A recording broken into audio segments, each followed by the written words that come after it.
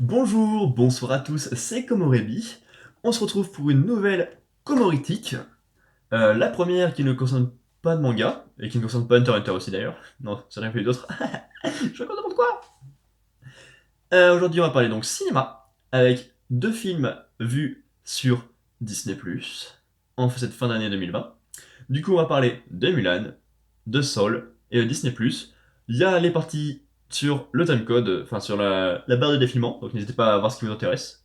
Et nous, on est parti. Bum ba-dum ba-dum, bum ba-dum ba-dum. Lorsque l'empereur de Chine publie un décret stipulant qu'un homme de chaque famille du pays doit intégrer l'armée impériale pour combattre les envahisseurs venus du nord, Hua Mulan, fille aînée d'un vénérable guerrier désormais atteint par la maladie, décide de prendre sa place au combat. Se faisant passer pour un soldat du nom de Hua Yun, elle se voit mise à l'épreuve à chaque étape du processus d'apprentissage, mobilisant chaque jour un peu plus sa force intérieure pour explorer son véritable potentiel. Commence alors pour Mulan un voyage épique qui transformera la jeune fille en une guerrière aux faits d'armes héroïques, honorée par tout un peuple, reconnaissant et faisant la fierté de son père. Une femme parmi le régiment est une offense grave, Mulan devra donc tâcher de garder son secret intact si elle veut préserver l'honneur des... Mulan est réalisé par Nick Caro, d'après un scénario écrit par Rick Jaffa, Amanda Silver, Elizabeth Martin et Laurent Hynek, basé sur le poème narratif chinois datant du IVe siècle, La Ballade de Mulan. Le texte est à l'origine de la légende de cette héroïne partie à la guerre à la place de son père, sans que personne ne sache, avant son retour, qu'elle est une femme. Le producteur Jason Reed explique Nous avons emprunté certains éléments à la ballade originale et d'autres au film d'animation afin de créer quelque chose de nouveau et d'excitant, en veillant à honorer les éléments essentiels de cette histoire qui reste une extraordinaire source d'inspiration pour tous. Nous nous sommes intéressés à la manière dont on peut adhérer à des valeurs comme la bravoure, la loyauté et le devoir, tout en restant fidèle à soi-même. Alors oui, avec ce film, nous avons quelque chose de nouveau, il n'y a aucun souci. Par contre, pour ce qui est de l'excitation, je ne suis pas sûr de l'avoir vraiment ressenti, hormis celle quant aux erreurs qu'a pu enchaîner le long métrage. Je ne suis pas vraiment inspiré par les valeurs que prodigue le film, puisque je retiens surtout que Mulan est seulement un prodige, en fait, qu'elle met en avant des valeurs masculines et de soumission, ce qui n'est pas vraiment en accord avec le personnage et l'histoire de base, et je n'arrive vraiment pas à me retrouver dans ce qu'essaye de raconter le film, tant il est maladroit. La version 2020 est aussi le remake en prise de vue réelle du dessin animé du même nom, sorti en 1998, lui-même inspiré du poème. Le long métrage avait rapporté pas loin de 304 millions de dollars de recettes mondiales et avait même donné lieu à une suite, Mulan 2, la mission de l'empereur, sortie directement en vidéo en 2004. Je ne jugerai aucunement si ce nouveau long métrage est un bon ou un mauvais remake, puisque je n'ai aucune attache avec le film d'animation de base, mais de toute façon je préfère un remake qui change des choses pour avoir sa propre identité et sa propre histoire, qu'un remake qui refait exactement la même chose. Ça n'a que peu d'intérêt en fait. Cependant, le message de base doit rester un minimum présent, et pas s'inverser totalement car ce qui est montré est très mal construit. Ça serait vraiment stupide de faire ça. Attendu pour le mois de mars 2020 en France et aux États-Unis, Mulan a vu sa date de sortie repoussée à de nombreuses reprises en raison de la fermeture des salles. Le long métrage est finalement sorti le 4 décembre 2020 sur plateforme Disney+, aux États-Unis, mais aussi au Canada, en Nouvelle-Zélande, en Australie et dans plusieurs pays européens. Je sais bien que le besoin de le sortir était important pour Disney et que la fermeture des salles empêchait cela. Mais ce n'est pas une raison pour créer un énorme problème pour le cinéma avec les plateformes de streaming Disney+. Nous y reviendrons en conclusion de cette vidéo, car Soul partage également ce problème, mais au moins le mérite d'être un beau film en plus. Autrefois envisagé pour diriger Captain Marvel, Nicky Caro a été choisi par Disney pour mettre en scène Mulan. Révélé par Pailly, on lui doit également l'affaire Josai Ames, qui a valu à Charlize Theron sa seconde nomination aux Oscars en 2006. Auteur de l'inédit McFarland USA, la réalisatrice est devenue la deuxième femme à qui Disney a confié un projet dont le budget dépasse les 100 millions de dollars après Ava DuVernay avec A Wrinkle in Time. Je ne connaissais aucunement cette réalisatrice ni ses anciennes productions, donc je n'avais aucune attente supplémentaire pour ce long métrage, heureusement. Pourtant, rien que le fait d'offrir la pollution à une femme est bien plus en accord avec le message qui est censé faire passer Mulan que ce Mulan en lui-même. Ah, c'est con. Hein. Les milieux n'ont aucunement besoin d'être masculins, bien au contraire, mais ici, Cela montre bien que c'est le féminin qui va apporter plus, et non le fait d'être juste une prodige unique parmi une vaste étendue de rien. C'est vraiment étrange comme façon de passer le message. Effet Liu, vu notamment dans Le Royaume Interdit, le direct to DVD Crusades, où elle donnait la réplique à Nicolas Cage et Hayden Christensen, ou encore Ip Man 3, a été choisie par Disney pour être l'héroïne de Mulan, et notez que cette actrice chinoise possède une formation de danse et en chant. Je ne connaissais aucunement cette actrice, et je ne la retiens aucunement. Que ce soit en bien ou en mal d'ailleurs. Donc c'est plutôt bon signe, car je n'ai jamais grand chose à dire en bien au niveau des acteurs, et il vaut mieux ne rien avoir de négatif à dire. Par contre, je ne suis pas sûr que sa formation en danse et en chant soit une information vraiment essentielle pour le personnage de Mulan, quand bien même sa façon de combattre emprunterait beaucoup de ces domaines. Effectivement. Liu Yifei s'est retrouvée au cœur d'une polémique après avoir posté un message controversé sur le réseau social Weibo. Elle a en effet relayé une image du quotidien du peuple, le journal du Parti communiste chinois, qui indique « Je soutiens la police de Hong Kong. Vous pouvez me frapper maintenant. Quelle honte pour Hong Kong !» Les internautes en colère se sont mobilisés sur les réseaux sociaux et ont appelé au boycott de Mulan. Depuis, le message de Liu Yifei a été retiré de Weibo. Pour répondre à la demande de boycott, la Chine a décidé d'utiliser des bots pour contre-attaquer et promouvoir le film. Mais c'est super ça! En plus d'avoir une qualité plutôt discutable, et sur laquelle je n'ai pas spécialement envie de revenir outre mesure, car ça n'a que peu intérêt de cracher son venin, le film crée des polémiques autres que sur Disney+. Il y a déjà le fait qu'ils ont tourné autour des camps des Ouïghours, qui n'y aident pas, évidemment, et il y a ça, parce que j'ai d'ailleurs dû faire un exposé sur Hong Kong et la Chine pendant mon année scolaire 2019-2020, donc je vois de quoi il en retourne. Les manifestants demandent d'annuler l'amendement de la loi d'extradition par le gouvernement de Hong Kong, qu'elle considère qu'il permettra à la Chine continentale d'intervenir dans le système juridique indépendant de Hong Kong, menaçant le particularisme légal de Hong Kong, ainsi que la sécurité personnelle des Hongkongais et de toutes les personnes qui passeront par là-bas. Bref, c'est une situation compliquée que je ne pensais pas vraiment retrouver en parlant d'un film que je ne porte aucunement dans mon cœur, mais il est lié à la culture chinoise, même si ce n'est qu'en surface malheureusement. Et du coup, c'est assez triste de voir que le film traite en surface de la culture chinoise juste pour faire genre c'est un film chinois, alors qu'il y a des gros problèmes au niveau de la culture chinoise juste derrière dans la promotion du film. C'est... Dizaines de lieux ont été utilisés pour le tournage en Chine, notamment la province du Hubei, dans le centre du pays, les dunes de sable chantantes du désert de Mingsha-san, dans la province du Xinjiang, au nord-ouest, le parc géologique national de Zhangyi-Dangxia, dans le centre-nord, les monts Flamboyants au nord, le village de Mazar et les villes de Duanyang et Jiuquan, dans la province du Gansu, au nord-ouest. Certaines séquences ont été réalisées dans les studios de la province de Zhejiang. C'est vraiment une volonté sympathique et bienvenue que de vouloir nous faire visiter la Chine et ses décors bien différents de ce qu'on peut connaître en Europe.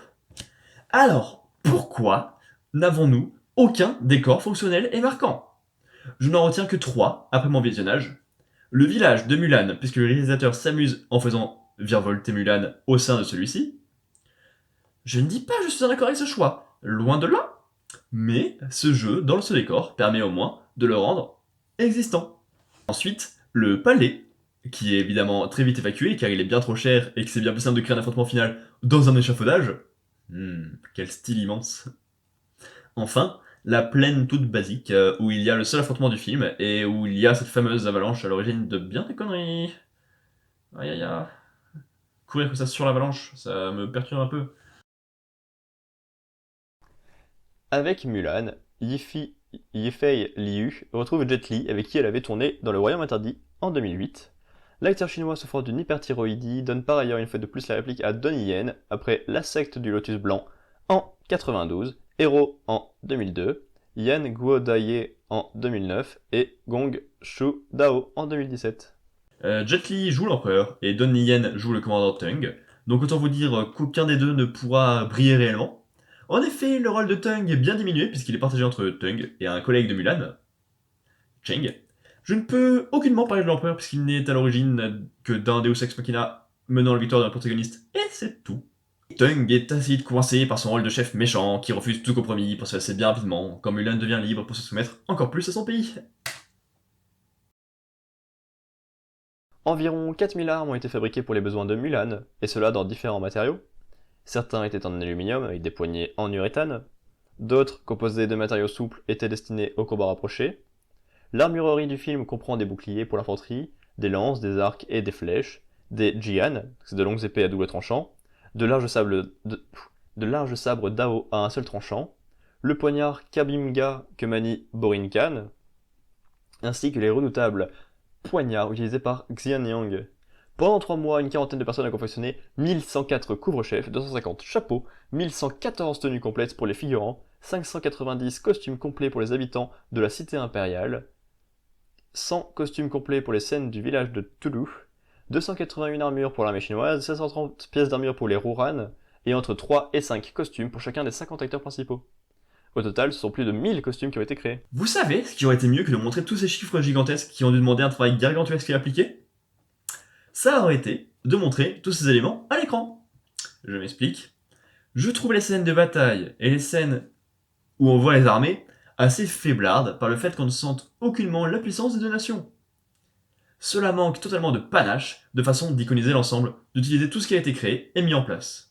Quand il s'agit de montrer les prouesses insensées de Mulan en énorme plan, il y a du monde, mais pour mettre en avant le moindre autre personnage, mais en prenant en compte les bataillons comme un seul personnage, il n'y a plus personne.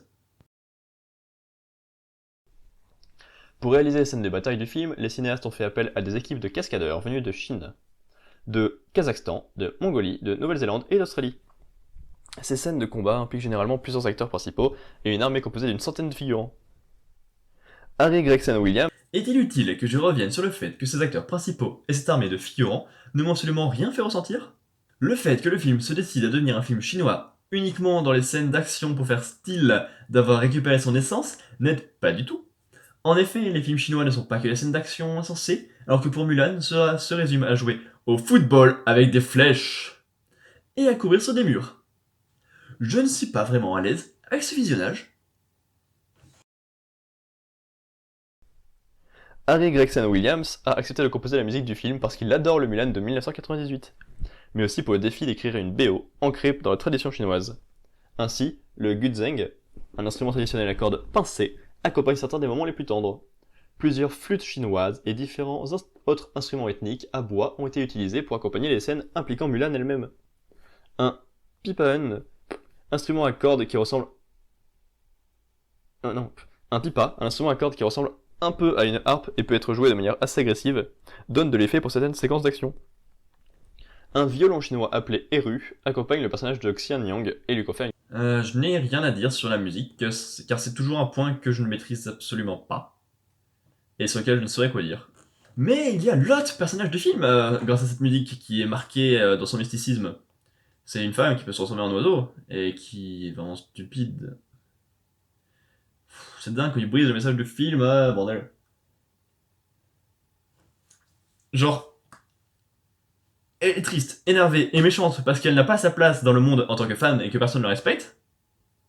Mulan arrive à se faire une place en tant que femme parce qu'elle est prodigieuse au niveau de la puissance, et pas du tout parce qu'elle est une femme. Et du coup, elle ne va en rien libérer les femmes, mais elle va juste libérer les génies de l'armée, de je sais pas quoi.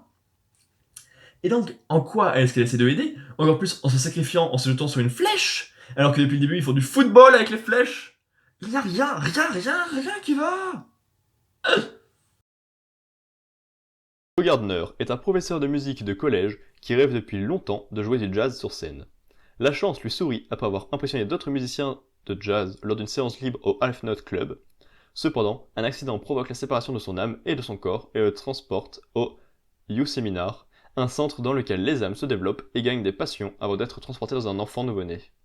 Gardner doit travailler avec d'autres âmes, telles que 22, une âme avec une vision sombre de la vie après avoir été piégée pendant des années au séminaire You, afin de retourner sur Terre. Le film fait partie de la sélection officielle Cannes 2020. Bien évidemment, Sol est coincé dans la partie animation, car ça serait malvenu de les traiter comme des films en prise de vue réelle, voyons. Bien évidemment, ils ne sont que 4 dans cette catégorie. J'en profite pour remettre tout de suite sur la table le précédent Pixar, En Avant, qui est sorti également en 2020 et dont on parle très peu. Je vous le replace maintenant pour éviter qu'il sorte de nulle part en conclusion, ou quand j'utiliserai vraiment. L'idée a germé dans la tête du réalisateur Pete Docter, il y a 23 ans, quand il est devenu père. Le metteur en scène précise: Tout a commencé avec mon fils, qui a maintenant 23 ans. Dès sa naissance, j'ai ressenti qu'il avait déjà une personnalité. D'où venait-elle? Je pensais qu'une personnalité se développait en fonction de l'interaction qu'on avait avec le monde qui nous entoure. Or, je remarque que dès notre naissance, il y a quelque chose d'unique et de spécifique qui est déjà inscrit en nous. On sent que l'idée de base du long métrage a été réfléchie de longue date, au vu de l'attention que lui portent les intrigues et les personnages. J'aime beaucoup le fait qu'il découle d'une réflexion toute simple venant d'un moment qui change toute une vie. Évidemment qu'il y a quelque chose de spécifique inscrit en nous directement. Tu vois, moi j'ai été inscrit dès la naissance de mon âme comme un génie essentiel à la culture humaine. Saul s'interroge sur le sens de la vie et la valeur que l'on peut lui donner. Le co-scénariste, Mike Jones, souligne qui que l'on soit et où que nous soyons dans notre vie, quel que soit le chemin parcouru, il nous arrive à tous de nous demander si l'herbe ne serait pas plus verte ailleurs. Chez un artiste, il y a toujours ce désir de créer autre chose, cette insatisfaction, cette aspiration à quelque chose de plus grand. Pour Pete Docter, cette histoire trouve un écho dans sa propre vie. Il raconte: Parfois, ce sont les petites choses insignifiantes qui comptent le plus. Je me souviens qu'un jour, en faisant du vélo, je me suis arrêté pour cueillir une framboise. Elle avait été chauffée par le soleil, et c'est la plus merveilleuse framboise que j'ai jamais mangée. Je me souviens encore très bien de ce moment, pourtant si insignifiant au regard de tout le reste. Avec Saul, il espère que le public sera amené à réfléchir plus globalement à ce que la vie a à offrir, et à ce que nous avons à lui offrir en retour. Voilà pourquoi ce qui est inscrit en nous n'est pas si important que ça au vu du rôle essentiel que doivent avoir les expériences de la vie. C'est un message important du long métrage qui explique qu'il y a bien peu de chances de passer à côté de sa vie en fait.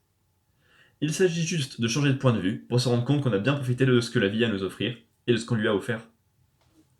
En plus de ça, la partie sur l'artiste me parle particulièrement, puisque je me suis perdu sur la longue route du projet Komorebi, mais que j'ai appris tout récemment à voir tout ça bien différemment pour reprendre un plaisir non négligeable à nouveau. Ainsi, l'ensemble des thèmes me parle bien et devrait parler à tout le monde puisque chacun est lié à la vie, à la mort et à la fait de trouver sa place. Pourtant, je pense que la thématique familiale et aventureuse de En avant me parle plus. Et quand il y a encore plus de personnel, les films nous touchent beaucoup plus. Le réalisateur Pete Docter note: Si vous examinez certains des tout premiers films d'animation sonore, vous remarquerez qu'ils entretenaient un lien étroit avec le jazz. Ils étaient rythmés, intéressants à écouter, avec quelque chose de très réel. J'éprouve toujours une grande joie à entendre quelque chose et à le voir en même temps parfaitement synchronisé à l'image. Lors du développement de Soul, l'équipe cherchait quelle serait la passion de Joe. C'est en découvrant une anecdote narrée par la légende du jazz Herbie Hancock que la réponse a été trouvée. Le musicien raconte comment, lors d'un concert avec Miles Davis, il a commis une erreur en jouant un mauvais accord, aussitôt rattrapé par Davis. Il a fallu des années pour comprendre ce qui s'était réellement passé. Voici ce qui s'est produit. Moi, j'avais jugé et condamné ce que j'avais joué. Pas Miles. Il l'a simplement accepté comme quelque chose de nouveau, un truc qui était juste arrivé, et il a fait ce que tout musicien de jazz devrait toujours s'efforcer de faire, c'est-à-dire essayer de transformer tout ce qui se produit en quelque chose ayant de la valeur. Pete Docter reprend: Quand nous avons entendu ça, nous nous sommes dit que ce n'était pas seulement une grande histoire, mais aussi une parfaite métaphore de la vie. Nous avons trouvé que le jazz en était vraiment la représentation idéale. Joe devait être un musicien de Le jazz. jazz ne me parle absolument pas, et je n'avais pas poussé la réflexion de sa présence dans le long métrage aussi loin. Mais c'est vrai que le côté rythmé et mimant l'image est plutôt évident. Mais c'est surtout le côté métaphorique de la vie avec l'utilisation des erreurs pour créer quelque chose de nouveau qui me parle vraiment. Ai-je une nouvelle passion pour le jazz? Bien sûr que non. Mais les scènes de jazz sont vraiment magnifiques et restent gravées au fond de mes prunelles, tant la passion débordante des personnages en train de jouer se ressent. Les cinéastes désiraient situer Soul dans une ville reconnaissable pour installer cette partie du film sur une base réaliste. Une fois le jazz intégré à l'histoire, il était évident pour eux que New York servirait de décor au film, tant la ville était étroitement liée à cette musique. Pete Docter et Ken Powers voulaient capturer l'authenticité et le cosmopolisme de la grosse pomme. Power précise: Je suis né et j'ai grandi à New York. C'est la première fois que Pixar se rend dans ma ville natale et j'ai été réellement impressionné par la quantité d'énergie qu'il a fallu pour lui rendre un tel hommage. Quand le personnage est dans le Queens, vous avez vraiment l'impression d'y être. Même chose lorsqu'il se rend à Manhattan. Comme je suis un professionnel de New York, je peux vous dire que le film lui rend parfaitement honneur. C'est-à-dire que je suis allé en voyage à New York, aux alentours d'Halloween 2017, et que j'ai retourné de fond en comble la ville, sur Spider-Man PS4. Je connais donc plutôt bien les images de la Grande Pomme, et c'est fou comme on reconnaît les différents quartiers, et qu'on sent qu'on est réellement à l'intérieur d'eux. Je trouve ça vraiment dingue d'arriver à un tel niveau de réalisme et de précision avec un dessin animé. Je suis soufflé par ce niveau de réalisme dans l'animation des passages à New York. L'évolution est tellement frappante en quelques années au niveau de l'animation 3D, j'ai vraiment du mal à me figurer comment nous pourrions aller encore plus loin en ce sens à l'avenir. Voilà pourquoi, entre ça et le fait que faire strictement pareil à la réalité empêche de marquer particulièrement avec des images, fait que c'est absolument pas le monde que je préfère regarder. Il était important que l'âge et l'histoire de New York soient perceptibles, pour souligner le contraste avec le grand avant. Le directeur de la photographie Matt Asbury s'est inspiré des films des années 1970 tournés en longue focale pour les séquences de New York. On retrouve leurs distorsions et leurs aberrations visuelles. Nous aimions beaucoup la sensation que cela procure. Son équipe a employé un assortiment d'objectifs anamorphiques pour reproduire l'esthétique des films en prise de vue réelle qui ont servi d'inspiration à Soul. La population new-yorkaise est l'un des éléments clés dans les plans de la ville. Environ 60 vêtements différents ont été créés pour les 208 adultes, les 16 adolescents et les 4 enfants qui composent la foule. Ils ont été agencés pour obtenir plus de 100 combinaisons uniques. Le niveau technique et réaliste est absolument dingue, mais ce n'est pourtant pas ça que j'arrive à retenir. Quelle ingratitude! Alors que les cinéastes ont pu puiser dans la vie réelle pour capter l'énergie de la ville lorsqu'il s'agissait des scènes à New York, il aura fallu créer le grand avant de toute pièce. Michael Fong, superviseur des effets visuels, explique: Au début, nous ne savions pas vraiment ce que cela signifiait, ni à quoi ce monde ressemblerait. Il a fallu beaucoup expérimenter et explorer. Puis nous avons découvert que nous pouvions créer des environnements impressionnistes et éthérés en générant des formes douces légèrement floues à partir de combinaisons de volumes, de particules et de lignes. Pour le superviseur des décors, Luan Han Cho, partir de zéro pour concevoir ce monde était aussi excitant qu'exigeant.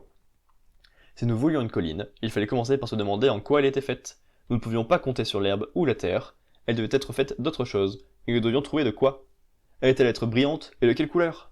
C'est comme si on inventait un tout nouveau langage. Contrairement aux séquences se déroulant à New York, le directeur de la photographie Matt Asbury a utilisé un assortiment d'objectifs sphériques. Il a fait en sorte que la caméra donne l'impression de flotter et de n'avoir presque aucun poids. Pour la première fois, le réalisateur Pete Docter a opté pour le format cinéma 2/39e. Le directeur de la photographie Matt Asbury raconte: Pete s'est enthousiasmé pour les possibilités en matière de composition et l'ampleur cinématographique que lui offrait le format large. Il a pensé que le vaste étendue du grand avant serait mieux mise en valeur ainsi. Voilà le monde qui supplante totalement New York à mes yeux et à mon cerveau. Évidemment, nous retrouvons le monde coloré, basé sur des formes simples et bien construites et pensées, qui a fait le succès de vice-versa. Mais comme il est utilisé ici très différemment, je l'aime beaucoup. Il est vraiment tout simple, mais j'ai vraiment ces reliefs marqués en fond dans mes prunelles. Je retiens également le bateau dans le désert et ses monstres particuliers, les salles bien étranges et différentes qu'on nous présente. Le monde du grand avant me parle bien dans sa forme. Et encore, ce n'est rien au vu des personnages qui l'habitent, mais nous y reviendrons plus tard. John Baptiste a composé pour les besoins du film des partitions de jazz originales.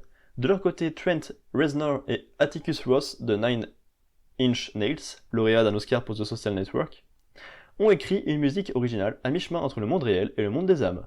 Pour Pete Docter, John Baptiste est un musicien fantastique. C'est un historien, mais il est capable de repousser les limites de la musique en insufflant dans son travail toutes sortes d'influences. J'espère sincèrement que le jazz qu'on entend dans Soul inspirera toute une nouvelle génération. La productrice Dana Murray ajoute: le contraste avec le travail de Trent Reznor et Atticus Ross est vraiment intéressant. C'est un choix inattendu pour Pixar, qui ne ressemble à rien de ce que nous avons pu faire jusqu'ici. Voilà le fameux point musical à côté duquel je passerai volontiers à chaque fois, tant j'ai un mal fou à m'y intéresser vraiment.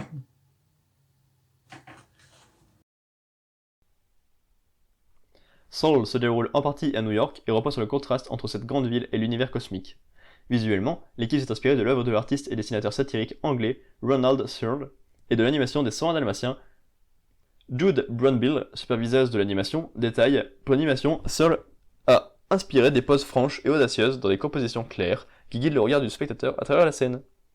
L'étude des 101 Dalmatiens réaffirmait l'importance dans le layout de montrer une idée d'action à la fois et de s'appuyer sur des poses clés pour permettre de lire plus clairement les moments importants. Évidemment que je préfère la technicité du monde de New York, mais l'inventivité du monde du grand avant. Mais c'est évidemment ensemble, en contraste, qu'ils deviennent vraiment très forts. Par contre, si je m'attendais à une inspiration des 101 Dalmatiens pour avoir pris une telle claque visuelle, waouh, on aura tout entendu.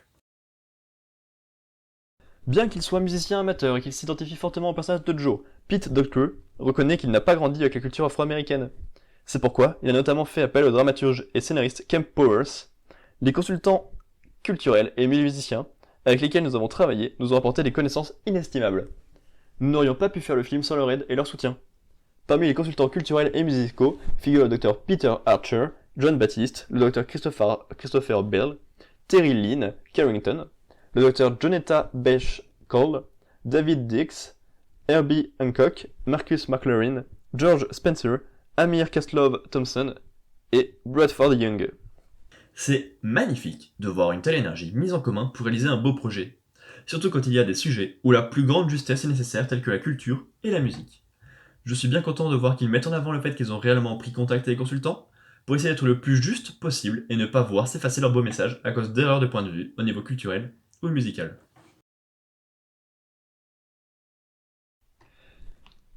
Soul est le premier film des studios Pixar à présenter de nombreux personnages à la peau noire et brune.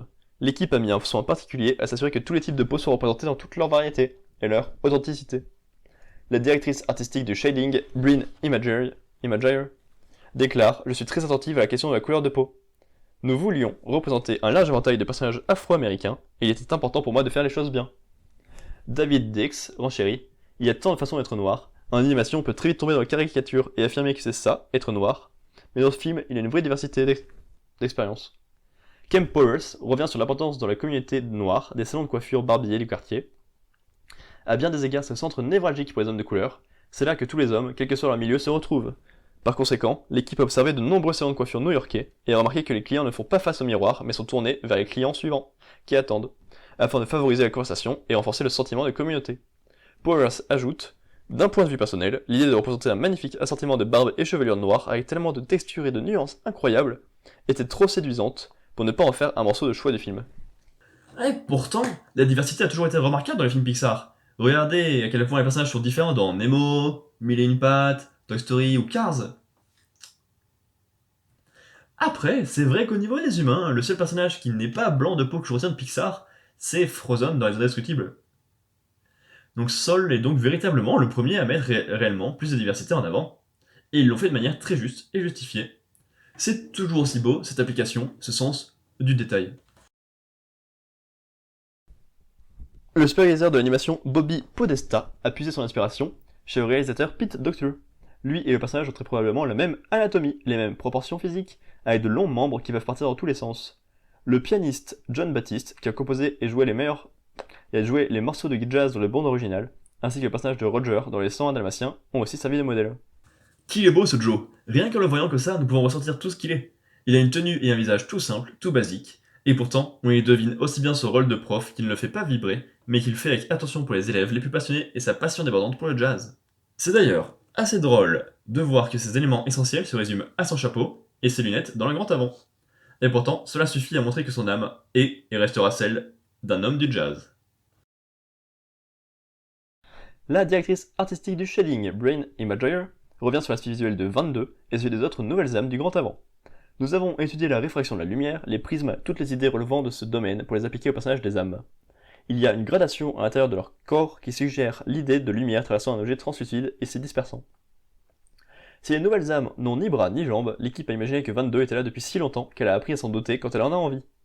Fraîchement nées de l'univers, les nouvelles âmes ont une forme simple, en ampoule. Mais leur apparente simplicité est trompeuse, comme l'explique la chef décoratrice Steve Pilcher. Toutes les âmes sont semi-opaques avec un léger effet de flou pour suggérer une nature éthérée, douce, vaporeuse, transcendante et spirituelle. Bien qu'elles soient simples dans leur dessin, elles sont assez sophistiquées sur leur surface, leur éclairage et leurs effets. 22 ne se débarque pas spécialement des autres âmes au niveau de sa forme, mais sur le fond, nous avons quelque chose de très intéressant avec le fait que la Terre pourrait ne pas être un endroit si paradisiaque si on ne trouve pas sa flamme. Et pourtant, malgré cette recherche de place qui dure depuis belle lurette, le personnage ne me parle pas particulièrement, puisque cela vient surtout du fait qu'elle n'est jamais réellement testée. C'est le problème. Hein, c'est ça. Mais c'est surtout en duo que les personnages principaux marchent le mieux. Ils ont besoin l'un de l'autre et sont construits en parfait miroir. Celui qui est mort et qui veut retourner sur Terre car il estime qu'il n'a pas encore achevé sa flamme, mais qui doit apprendre que les éléments moins importants peuvent l'être tout autant. Celle qui n'est pas encore née et qui le refuse car elle estime qu'il n'y a aucun intérêt sur Terre et qui finit par l'apprécier en se trouvant une vocation. En soi, la flamme n'est que la lumière qui peut nous pousser en avant, nous guider, mais rien ne nous oblige à suivre son chemin jusqu'au bout pour être accompli.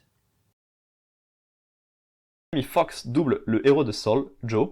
Pour les réalisateur Pete Docter, Jamie Foxx ne s'arrête jamais, c'est un fonceur, et nous voulions que ce soit aussi le cas pour Joe. Comme Jamie, Joe n'est pas du genre à simplement abandonner. Il continue de courir après ses rêves. 22 est doublé par Tina Fey, que Docter décrit comme incroyablement intelligente et drôle. J'ai l'impression qu'elle a toujours au moins 15 pas d'avance sur moi tant elle est rapide et vive. Son humour a fait passer 22 au niveau supérieur. La mère de Joe, Liba, est doublée par Felicia Rashad, l'actrice connue pour le Cosby Show et Creed prête pour la première fois sa voix à un film d'animation. La légende du jazz Dorothea Williams est doublée par Angela Bassett. Le réalisateur revient sur ce choix. Angela a une telle force en elle, vous la sentez dès qu'elle entre dans la pièce. Quand elle parle, on l'écoute. Nous avons pu puiser dans cette force et la transmettre au personnage. J'ai regardé le film en version française, car je regarde toutes les œuvres que je découvre en version française. Je ne peux pas vous dire grand chose sur les différentes voix puisqu'elles font très bien le boulot. Seules deux sont à part là-dedans. Je vais d'abord revenir sur un personnage très secondaire, Moonwide, en anglais, parce que du coup je n'ai plus son nom en français, qui est doublé par Ramzi Bedia. Autant vous dire qu'entre la tour en passe infernale, Double Zéro, H, La Flamme, Les Rats, Skems et Gang de requins, je suis plutôt un habitué de sa voix. Ainsi, ce fut très compliqué de donner une réelle existence à Moonwide et de ne pas y voir uniquement Ramsey. C'est plus ou moins la même chose avec Joe, qui est doublé par Omar Sy, que je reconnais bien également. Mais heureusement, le personnage a plus le temps d'exister par lui-même et de me faire oublier son doubleur. Ça n'entache en rien le fait que les deux doubleurs sont très justes et en rythme, c'est juste que je suis bien trop attaché et bercé par leur voix pour voir le personnage en tant que tel, directement. Les conseillers du Grand Avant sont plusieurs et s'appellent tous Michel. Optimistes, omniprésents et quasi omniscients, ils sont là pour guider les âmes. Le superviseur de l'animation Bobby Podesta revient sur leur conception. Nous avons commencé par chercher l'inspiration en puisant dans des dizaines de sources comme la sculpture suédoise, la nature ou encore l'éclairage événementiel. Le département artistique s'est alors mis à imaginer et à explorer, dessinant d'innombrables formes jusqu'à ce qu'émerge une forme qui puisse être reconnaissable en tant que personnage, tout en étant assez malléable pour que presque tout puisse en surgir. Quelle merveilleuse merveille que c'est Michel. J'ai vraiment adoré au possible leur style. Je trouve ça dingue de placer un élément qui dénote autant avec le reste.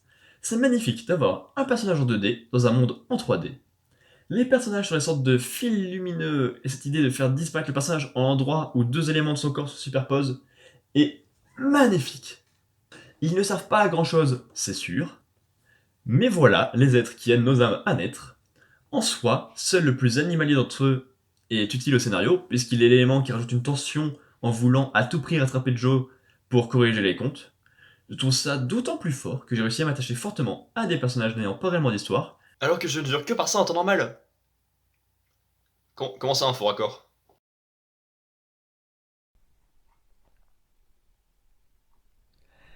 Évidemment, lorsque les films ressemblent à Mulan, les voir apparaître prisonniers de Disney Plus me dérange moins, mais j'aurais tellement rêvé voir Saul dans une petite salle obscure.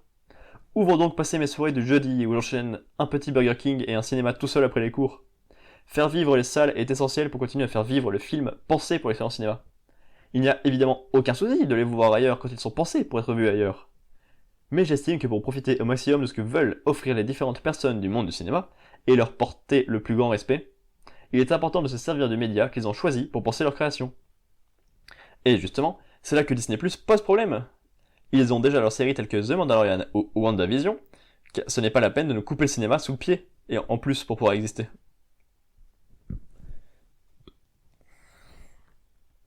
En d'autres termes, si Disney n'abandonne évidemment pas la distribution de ses films en salle, ces créations seront d'abord pensées pour ces services de streaming, et c'est un changement énorme, massif, profond, pour les années à venir, qui devrait affecter durablement toute l'industrie de l'entertainment.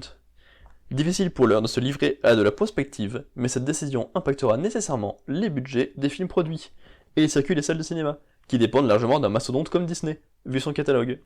Plus que jamais, les salles de cinéma vont certainement jouer leur survie dans les mois à venir.